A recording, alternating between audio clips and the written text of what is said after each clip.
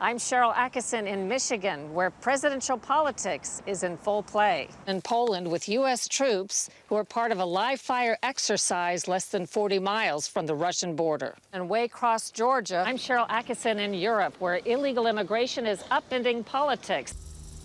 This week, we wrap up Season 10 of Full Measure with highlights of some of your favorite stories and ours. The biggest story all around, President Trump and a second term.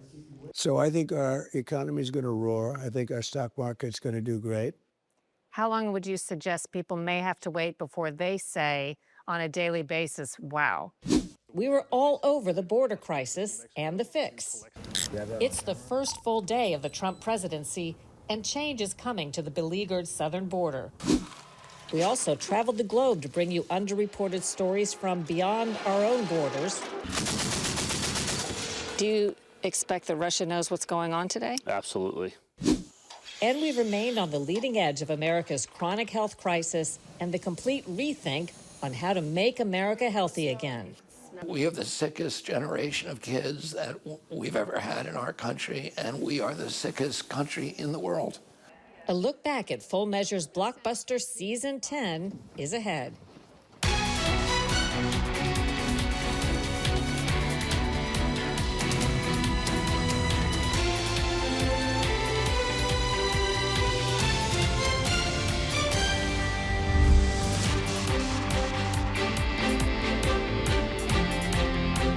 Welcome to a special edition of Full Measure, where we wrap up a full season of incredible stories in an unprecedented news cycle. And while many news organizations are reporting drops in viewership, we bucked the trend. We had an amazing year with notable increases. Today, we start with the story of the year. Wherever you stand politically, it has to be the remarkable re-election of Donald Trump and his first 100 days. It's worth mentioning that we asked to interview candidate and then President Joe Biden, and before him, candidate Hillary Clinton, countless times. They never agreed. But Trump said yes 9 times. It was here on Full Measure that he first outlined a plan for mass deportations of illegal immigrants in 2023. Also in 2023, here, he predicted Biden wouldn't make it to the finish line to run against him in 2024. We may have been first to ask him about working with Robert F. Kennedy Jr., at the time running for president as a Democrat. And this season, we interviewed candidate Trump shortly before the election. On immigration, which you've mentioned, most people seem to think that you can tighten up the border. And for the untold millions who are here illegally that you referred to, you've talked about a mass deportation program. How is that practically possible? Because a lot of the millions of people have had children here who are American citizens. And don't you think the first time there is an image on television of a family tearfully being told to board a bus, that whole program would end? That's right. If you take a young woman with 2 beautiful children and you put her on a bus and it ends up on the front page of every newspaper, it makes it a lot harder. So yes to mass deportation, even of women and children. So we're going to look at it very closely. The way you phrase it is exactly right. You put one wrong person onto a bus or onto an airplane, and your radical left lunatics will try and make it sound like the worst thing that's ever happened. But we're getting the criminals out, and we're going to do that fast. We also interviewed President Trump after he'd been back in office a few weeks in his second term. I would say the border has to be, very early in this administration, the single most tangible, quick impact people saw. Yeah. I think 96% or above decrease in illegal border crossings. And the mass deportations, I don't know how many of those. Are you satisfied with how that's going so far? Yeah, I think they're doing an incredible job, and it's a tough job, too. We have 99% improvement from Biden. And that was his better year. You know, he started around the election working a little bit harder, and they got a little bit better. It was horrible still. So we're comparing it to his best time. Comparing it to the worst time, it's like, it's not even, you can't calculate it how much better. So we have now the best border we've ever had, and we did that in a period of 5 weeks. Pretty amazing, actually. With Trump's inauguration, there's been the most dramatic turnaround with tightened border security in the history of this country. Also on season 10 of Full Measure, we continued our in-depth reporting of this top issue in the election and a recurrent theme for over a decade. We visited the southern border as Trump was being sworn in. It's the first full day of the Trump presidency, and change is coming to the beleaguered southern border. President Biden, with his executive order declaring this a non-emergency, shut it all down. It froze in time, and what you see is what's left, and then the fencing wall that sat here for the last 4 years. These stacks of metal are actual pieces of border wall that were paid for and ready to install 4 years ago when the Biden administration brought everything to a sudden halt. Look at the money sitting here. So you think they'll use this now? Yes. Yep. There's no reason not to. This was all under, this has been sitting here since Trump left office the first time. We also reported on some other fascinating political trends around the globe that mirror sentiment in the U.S. We had a rare interview with the president of Poland, derided as a populist by some, but praised by those who elected him and, like Trump, cracking down on the border. Are great numbers of people coming to Europe expecting a free ride? Myślę, że w bardzo wielu przypadkach tak jest. Yes, I think that in very many cases we have such a situation. That's why there is such a reaction in the west of Europe. Poland responded to the onslaught from Belarus by building a 15-foot-tall border fence. Donald Trump obviously wanted to build fencing and wall. You built a fence or some sort of barrier. There are parallels here that I just think are interesting that we don't hear much about in the United States. Po to, żeby pokazać, że The reason I'm describing the situation in Europe is because I want to show to you that you are not the only ones who are affected. Our continent, our societies are also confronting such a problem. While in Europe, we reported another unique story. We were one of the few television crews ever permitted on the front lines as U.S. troops conducted exercises with foreign NATO partners near the Russian border.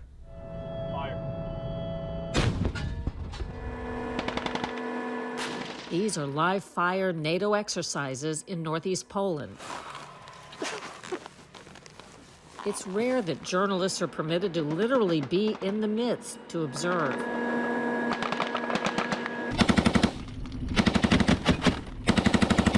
This spot is chosen for its strategic importance, a mere 37 miles from Russia, and not far from a place often called NATO's weak spot. The Suwalki Gap in Poland. It's a 40-mile-long stretch of land between a Russian territory and Russian ally Belarus. If Russia were to attack from both sides, it could separate NATO countries Estonia, Latvia, and Lithuania from Poland and the rest of Europe. Kaliningrad, Russia, is about 60 kilometers to our north. Lieutenant Colonel Patrick Maris from Birmingham, Alabama, is commander over this NATO training exercise.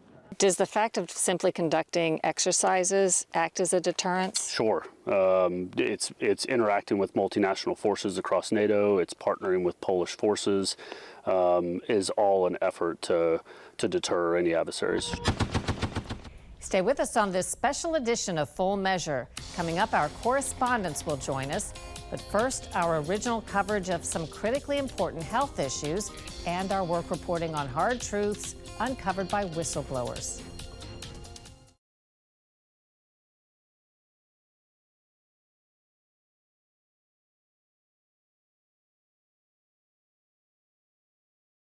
A key focus on Full Measure and some of our most popular stories surround our off-narrative reporting on health issues that are often not well covered or fairly covered elsewhere.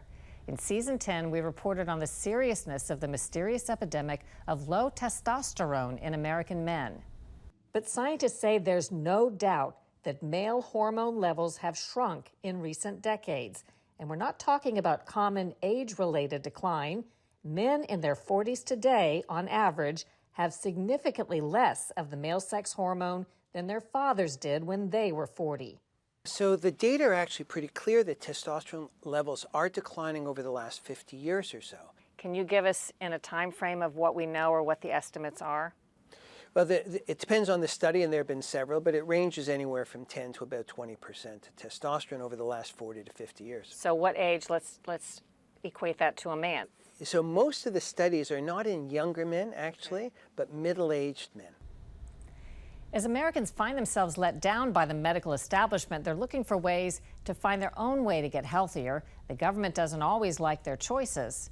We reported on the government food police cracking down on farmers and distributors of food that some consumers are seeking, viewing them as safer and more natural.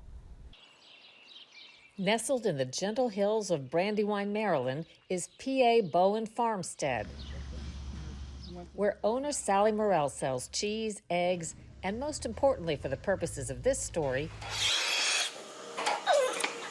raw cow milk. Is all of the milk that you sell unpasteurized? That's correct. Is that what raw means? That's what raw means. Today, a debate rages over which is healthier and safer, raw milk or pasteurized milk, and what rights the government has to limit the choices of farmers and consumers. A flashpoint in the debate can be found in the heart of Pennsylvania dairy country, where a fifth-generation Amish farmer has drawn repeat visits from the food police. They want to make him an example so they can have complete control of our food supply in America. We were on the leading edge of reporting on the dangers of and controversy over artificial food dye, which is now in the crosshairs of Robert F. Kennedy Jr. at the Trump Department of Health and Human Services, and also the subject of state action absent a federal ban. Before she became a parent, Erin Seradian says she didn't give much thought to food coloring. So funny, like 15 plus years ago, my sister-in-law, we were visiting them in Texas, and they made a comment like the kids can't have anything with dye in it because it makes them hyperactive. And my husband and I, at the time, we weren't married, we were like, oh, okay, you know, they must be crazy, like that's not a real thing. Years later, when they had their own son, Jack, it no longer seemed crazy. Every time he had anything with dye in it, he had the hardest time focusing. He was more irritable, cranky, angry, and you'd be surprised about how many food products contain food dyes. Besides health, we've always had a special interest in whistleblowers, too often ignored and controversialized by other news organizations today. An important case in point is the Merck scientist who blew the whistle on shenanigans over the company's MMR vaccine, alleged doctoring of study data, and FDA concerns about the amount of virus in the shots. So the MMR vaccine is one of the vaccines that contains live virus. Not all vaccines do, but this functions, if I'm stating it correctly, with some live virus in it that triggers an immune response or whatnot. Yeah, all three viruses are live viruses. And there's a limit on both ends of how much has to be in there, but no more than whatever for it to be safe and effective.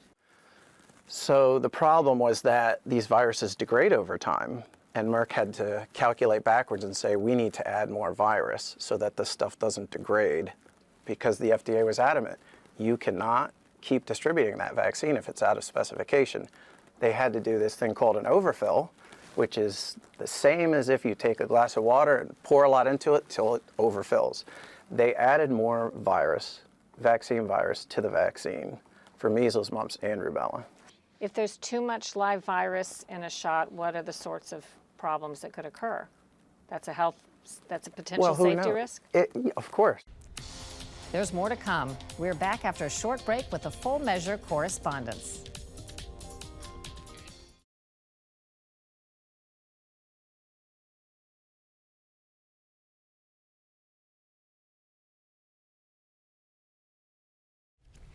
In Season 10 of Full Measure, we continue to showcase reporting from our terrific correspondents, Scott Thuman and Lisa Fletcher, and we welcome Mackenzie Frost to the fold. Thank you for another season of original, terrific reporting that our viewers just love. Going to go over some of the highlights. Scott, for you, you continue to cover the ups and downs of the oil industry over 10 years. I mean, it's been so different year to year, and again this season. Yeah, and we've certainly covered a lot of the booms and busts over past years, but with the return of President Trump, that's unleashed some new expectations and led us on a rare trip way out into the Gulf of America. This floating outpost of steel and high technology started producing just recently after years of planning and construction. A symbol of what the industry hopes is the future, backed by a president and a catchy chant. We will drill, baby, drill.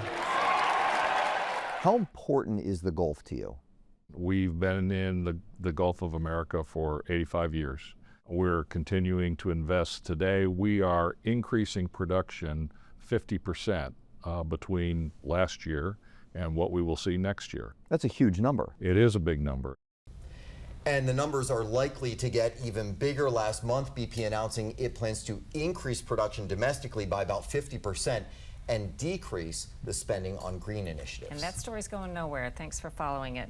Lisa, you really unearthed some fascinating information about the post-Helene storm response in North Carolina. Unexpected, really. Yeah, we went down for a couple of reasons. We wanted to look at the post-hurricane relief response, but then also a threat in the making. Businesses on Main Street stand in ruins, their contents twisted and jumbled, cars filled with silt still parked, unmoved, since the day Helene caused the river here to crest over 27 feet. There have been a lot of donations and a lot of help from individuals, but as far as what you expected from the state or the federal government, where does that fall? In the beginning, it was like hardly existent, and now it seems to be getting better, and I thank Trump for that. So the Trump effect seemed to work out for getting stepped up action and attention from FEMA, but we also looked into a lingering disaster just waiting to happen.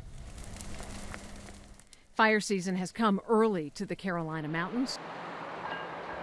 Low humidity and millions of downed trees across some 800,000 acres left in the wake of Hurricane Helene have created a tinderbox of well more than 1,000 square miles. And this is just the tip of the iceberg, to be honest with you. Those fires are week to week right now. Western North Carolina has been in a drought through the spring, which could make for a very bad summer. Just as predicted in your story, so fascinating insight. Yeah. Mackenzie, we asked you to look into another fascinating and a really scandalous case of the thousands of people seeking damages from the state of Maryland. They claim sex abuse from when they were juveniles, but there's a big twist to the story. You did a great job on that one. Thank you. Yeah, this is really a scandal and a shame. After opening the window of opportunity for these victims of abuse under state care, someone in state government did some hard math and slammed that window shut. When the state of Maryland takes kids and juveniles into care, many end up in facilities like this. Some because they've been arrested, others because they're a danger to themselves. When I was younger, I was abused. The sheer number of victims created an unanticipated problem and another controversy. 5,500 cases at up to $890,000 each adds up to nearly $5 billion. A massive liability for a state facing a $3 billion budget deficit this year. If we hadn't spent ourselves into oblivion, if we hadn't bankrupted the state, we wouldn't be in a position where certain people are looking to cut damages for victims. Despite some efforts to try and get the governor to veto this plan, Governor Westmore of Maryland did sign it into law. Big story. Thanks, Mackenzie. Next up, some memorable moments from our reporting that didn't make the news program until now.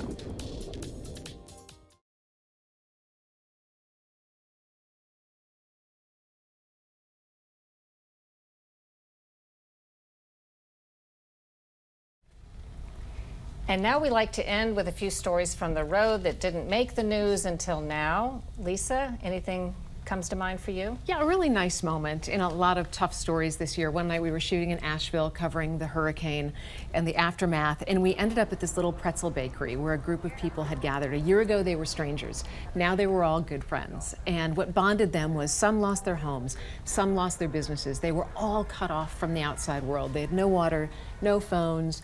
The roads were blocked. So this little community came together and took care of everyone's needs. And it was just this very warm, emotional moment that we were like, this is so nice. When you're covering hard news that's unpleasant so much of the time, to see that was just a really nice time. And that's Typical nice Lisa. She has like a nice story. Mine feels really stupid compared to that, but we'll get to that in a minute.